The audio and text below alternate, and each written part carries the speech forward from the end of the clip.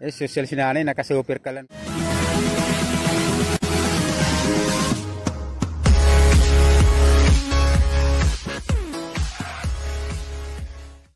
So mga tropa, pasyalan nga natin dito sila nanay mo ang nagluluto.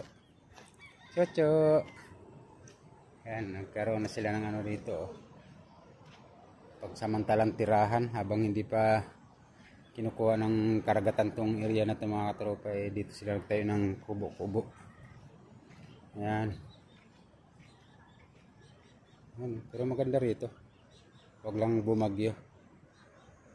So yung mga katropa, dito yung kanilang bagong kondominium. Ayan. Napakaganda dyan. Kaso nga lang, ang problema pagka lumakas yung hangin. Kasi wala tayong magagawa sa hangin, no? Dahil malapit sa talpukan. Ayan. Ayan sila nanay, nagbabahay-bahayan. Ayan, nagluluto sila rito. Ay, may mga kain na ba tayo dyan, nanay? Ayan, sila nanay. Sila yung may-ari, mga katropa ng tindahan doon sa may tabing nga playa. Na binawi na ng may-ari. Binawi na ng may-ari. Ayan. So, hindi sila nag-upa. Hindi sila napag-upa ng ilang buwan. Ano niluluto nyo? Baka sunog na yung mainit na tubig.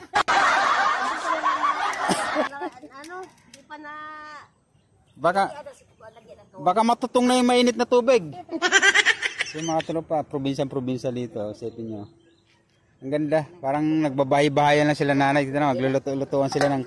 Naku, sunog na yung mainit na tubig. Naku, yung sinasabi ko, napabayaan, natutong na.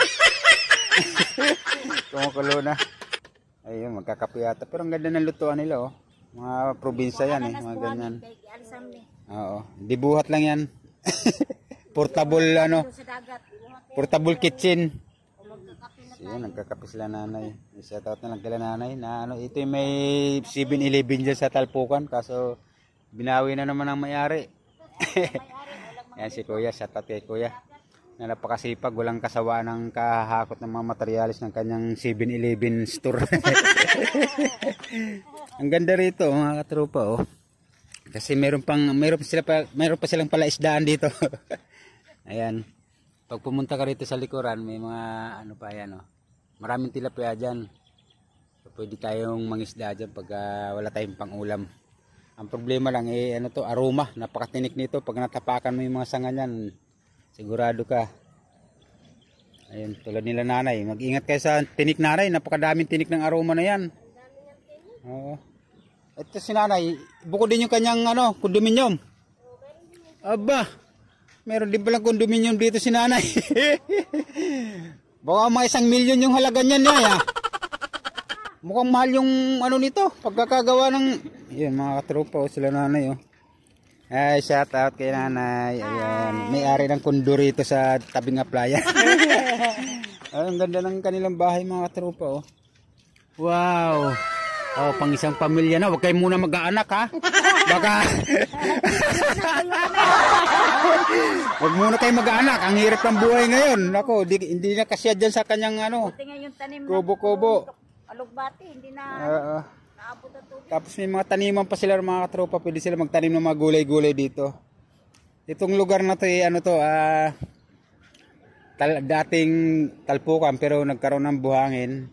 Yun na pwedeng gawa ng Oo, huwag lang kunin ng may-ari. May-ari na dagat. So may CR sila rito mga katropa. Ayan, meron silang palikuran. Ayan. Yan ang importante, may palikuran sila. Ang galing.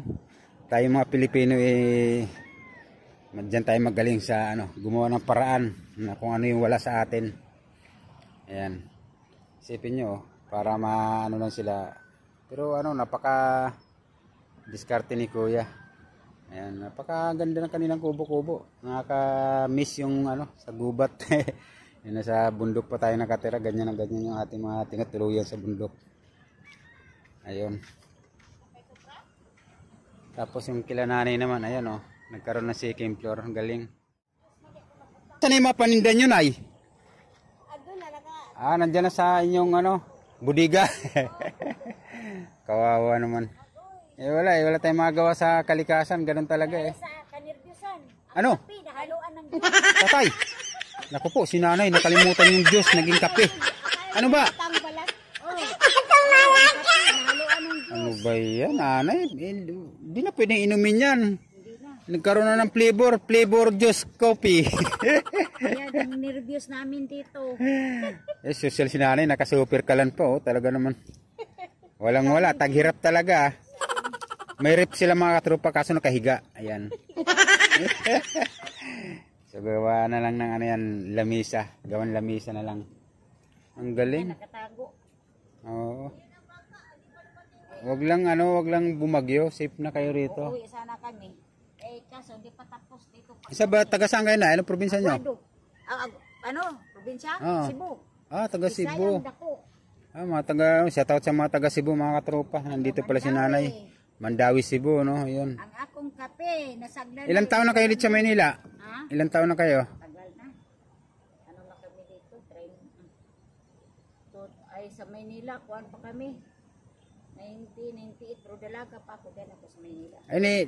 Paano ano nyo rito? Saan yung tirahan nyo talaga? Sa Halimbawa, Aguado. saan yun?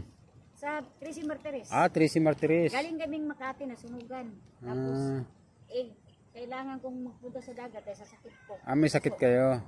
May sakit ko. So, nakakatulong naman yung dagat sa Oo. sumigla-sigla naman kayo. Ito, nakabuhat-buhat. Pag doon Ayun, mister yun yung naghahakot doon. Si tatay. sa Kubo. Ayun. Diyan kami natulog. Oo nga, nung nakaraan, nakita ko kayo doon eh. Oo, nagtinda. Wala, natanggal na eh. Nandiyan sa drum. May mga tindahan kasi sila dito mga tropa pagka summer kasi nung summer diyan sila nagtitinda-tindahan. Ang nangyari, alam mo naman kalikasan natin, Abot ng tubig tubig na yan. kinuha na naman yung kanilang drugstore, ay kanilang mga sari-sari store. Gamot. Anong gamot yan nanay? Anong halaman yan? Kaki. Ha? Pandakaki. Pandakake. Pandakake. Pandakaki. Ayun naman, Damong Maria kung tawagin. So puro herbal yan, mga herbal. Herbal ito. Ayan, mga herbal pala yan. Pag dito, Damong Maria sa amin, Hilbas sa Bisaya. Paano iniinom yan? Ilalagayin? Itong dahon, ilagay mo sa tasa. Na yung pag unang pulo sa bigas, pag nagsaing ka, unang pulo, kuha ka ng isang tasa, lagyan mo ng dahon. Kaya 3 dahon lang. So herbal pala yan? Herbal yan. Plan. Ito herbal din. Ayun namang gulay, karabansos. Herbal plant. So mga herbal plant yung mga tinatanim dito ni nanay. Hindi lang halaman kasi Ito, yung mga tinatanim niya, yun makakatulong sa kalusugan natin. Ayun naman, talbos ng kamote. Ayun, maganda. Sanig, may sili, Ayun, may marami pala. saluyot, may tanglad, Yan ang maganda dito nanay pagka magtanim kayo. Akin doon. Kasi ang ganda ng lugar nyo dito pagka mga kamuting kahoy yan, ganyan. Magtanong pa sila. Ayun, magtatanim pa sila rito. Ayan, kasi ang lawak Ganda magtanim ng kamuting kahoy dito nanay. Taniman niya ni Pedro, okra to. Okra. Kaano yan ng isang araw, okra. Asan na? Ito may mga butas-butas ito, okra at saka Dapat lagyan yung tulos para hindi matapakan. Wala. Lagyan nyo ng tulos para... Napakan na to bagong Ayun matatapakan eh. kawayan. Ayun. Sige nanay. Kita-kita ulit tayo sa mga susunod na araw. Bibisita tayo dito. Sige. Thank you. Sa mga tropa. Inalam natin yung kalagayan nila nanay dito sa tabing playa. So sana mabigyan natin sila ng pag sinuwerte tayo, mabigyan natin sila ng konting tulong. Sa ganun tingnan nyo naman kanilang kalagayan dyan. Ayan. So, ayun, hanggang sa muli mga tropa. Maraming salamat sa inyo. At God bless na lang sa lahat.